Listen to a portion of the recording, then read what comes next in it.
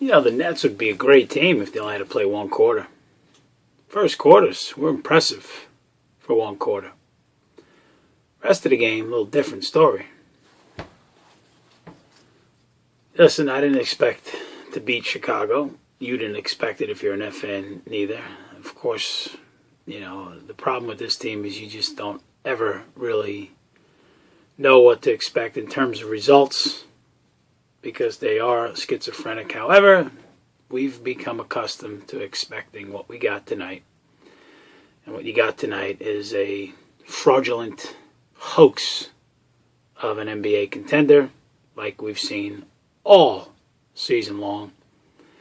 No toughness, no ability to withstand a punch.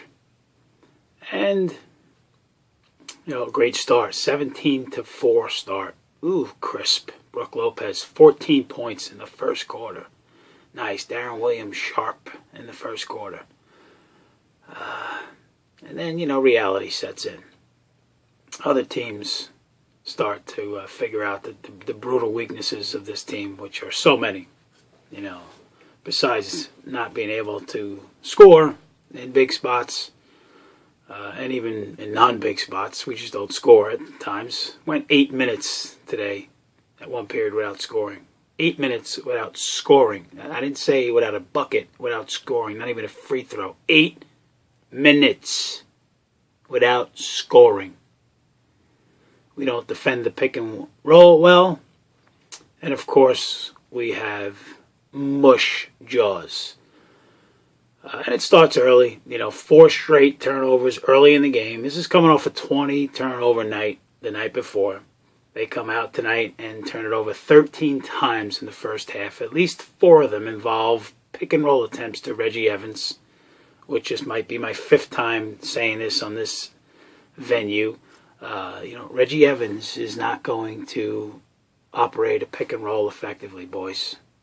I don't know, if we were thinking that he's been in the league for, 11 years, 9 years, whatever he is. I don't think he's developing an offensive game off a pick and roll. At least 4 turnovers off a pick and roll.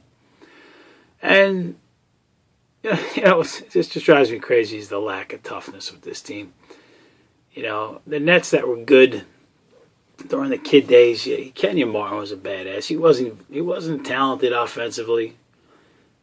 He had, deficiencies on the offensive end, but he was a nasty guy. Tonight you got Nate Robinson, who is a punk piece of dirt in my opinion.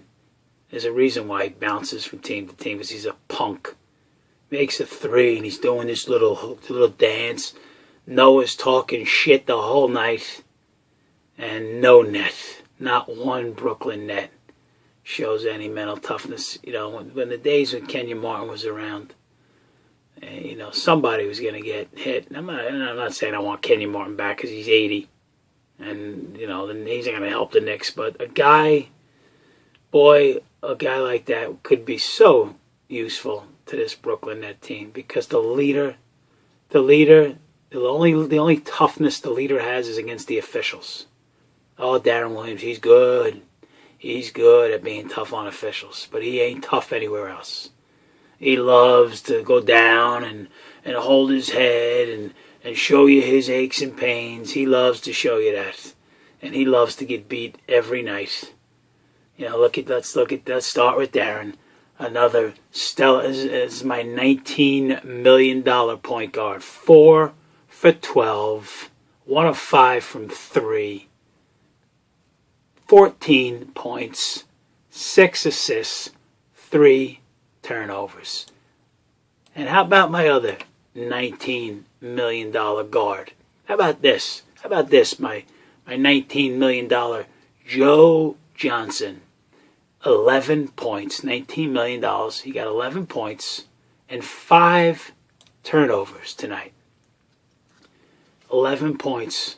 So my backcourt got 25 points. My starting backcourt, my $38 million backcourt, 25 points on the road. Beautiful. Just what the doctor ordered. A guy by the name of Jimmy Butler. Yep, Jimmy Butler. Outscored Joe Johnson. He had 13. And Nate Robinson also outscored Joe Johnson. He had 12. Joe Johnson. And again, toughness anywhere? No, nowhere on the roster.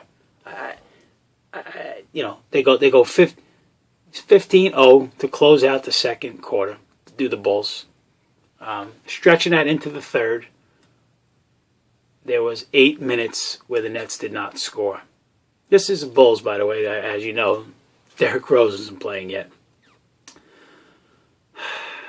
It's got to be a shakeup here. And I keep hearing about, Mirza is sitting on the bench until the third quarter when they're down 15. And I hear PJ talking about matchups. Matchups? As if everyone else is matching up well?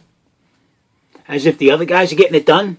As if the matchups, as if putting him in early is going to hurt what? Instead of going down 15, we'll go down 17? Is that the reason why we're not playing him early? Something has to be done. There needs to be a shakeup. Now listen, I understand PJ's an interim. He's got his hands tied behind his back. He's not going to throw his players under the bus. But boy, would I love a Tim Tibedou. Look at that dude called a timeout at 5-2. 5-2, he was pissed off, and he called a timeout. He called a timeout late in the game when they were up 17 with 3 to go. It got to 15, and he called a timeout. Do you see how the Bulls guard? Do you see how now you're going to tell me that they're more talented than the Brooklyn team? That you're going to tell me that man for man that they're more talented? Now, I'm certainly there are more talented players at certain positions, but you're going to tell me that it's a vast difference. This Brooklyn roster can't guard. They can't put out max effort every night. There needs to be a shakeup. I'm not saying that BJ has to go, but I will say this. There is no chance that he's back next year. None. These last 2 nights confirmed that he has absolutely no chance at being the head coach next season. You can book it now, put it down, earmark this, come back to this tape. There is no chance that PJ will be the head coach based on these 2 nights. Because this team is not responding. And it ain't him. I'm not saying it's his fault. I'm just saying that this team, something's got... Now listen, I would love to be able to get reverse time and get this Darren Williams out of here. Would love it. Lopez, you look at his numbers, not bad, his numbers, right? He has 22 points, 3 rebounds. 7-footer with 3 rebounds. Joakim Noah, dominated him. 20 points, 21 points, 10 rebounds, 4 block shots. Listen, if you're in the offseason, man, I'm already thinking offseason. I know we got a long way to go. I'm already thinking offseason because honestly, this is what I feel about the Nets. I feel like the Nets are an 8 seed team. To me, you tell me which team right now in the playoff hunt is, or do the Nets are so much better? They're better than Boston? They're better than Milwaukee? Who are they better than? Atlanta? This team is a sinking ship.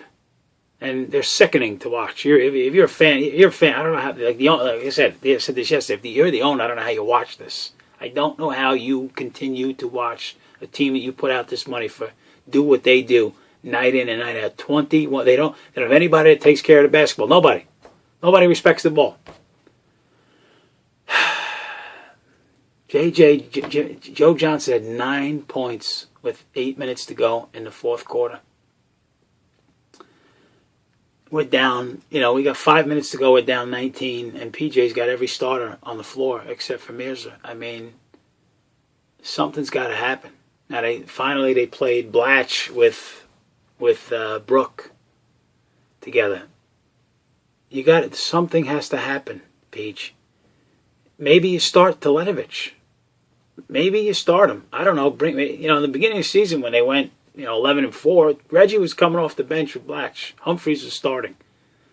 Now I know Wallace got hurt. You didn't play him right out the gate. Bogan started. I don't tend to have it's not my job to have the answers.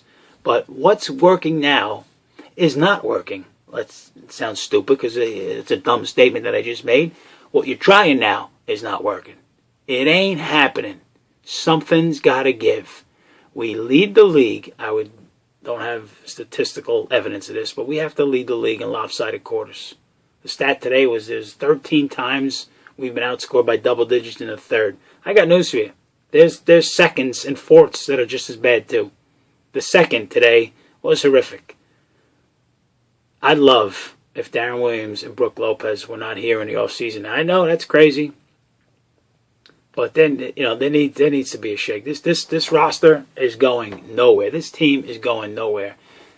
And if you look at the contracts, you got Darren Williams for 5 years. Yankee fans, can you say A-Rod? It must be the dash names, the A-Rod and the D-Wills. It must be that. Joe Johnson, Joe Johnson had 11 points tonight and 5 turnovers. And Brook, he gives you what he gives you, but 3 rebounds. Really? 3 rebounds. I love Gerald Wallace. Limited offensively. This is your roster. This is your roster. This core 4 is your roster. Obviously, Humphreys will be gone, and you can maneuver other guys, but I tell you, do you really think, Net fans, do you think that Darren Williams can lead you to a deep run in the playoffs? You have to start thinking, man, that this was a huge disaster of a mistake and putting everything you had and getting D-Will to sign here. Now, I was all for it, pumped up when he signed, celebrating, chest out, yeah, we got the best point guard, and maybe in it. And we got the 15th best point guard. Not only that, but he's soft. He's not a leader. He's always hurting. He's always looking for sympathy. And his teammates have followed. There is no mentally tough Brooklyn net. Maybe Wallace. I should say Wallace. I like Wallace. I like Evans. I even like Bogans. I think he's got a little bit something to that. But other than that, this team is brutal to watch night in and night out. And they're going nowhere fast. After these next few games, they go on this long road trip. You're looking at it, in my opinion, a team that could finish 8th. And why bother? Why bother? The only thing, if you finish 7th, and the Knicks finish 2nd, that'll be fun to watch the Knicks series. Because they'll probably play well just because, it'll be a tense rivalry. Things will tighten up. But anybody else in the playoffs are going to be better than this Brooklyn Net team. Disgraceful, embarrassing, and soft. And boy, would I love to have Tim Tibedou cracking the whip. Maybe Jeff Van Gundy's the answer. I personally think the roster is the problem. And what do you do with it? Do you get rid of D-Will in the offseason? How do you? Is somebody else going to take that contract? I doubt it. Is there a way that you say, all right, let's go after Dwight Howard, get Lopez, package him with Humphreys or whatever, But to me, that's not the issue. The issue is Darren Williams leading this team. The leader is soft. The leader doesn't have a tough chin. And they take on his personality. This team is his personality. It's his team. And, the coach is handcuffed. What's the coach going to do? What's PJ going to do? He's going to kill him? I'd love him for to kill him. But he's an interim coach. That's why there's no chance he's back. They need somebody here that's got a long contract with credibility. A Jeff Van Gundy, who can go in a post-game meeting and say, my point guard stinks right now. Because he does. He does. Joe Johnson, same thing. Disgraceful. Leave me alone.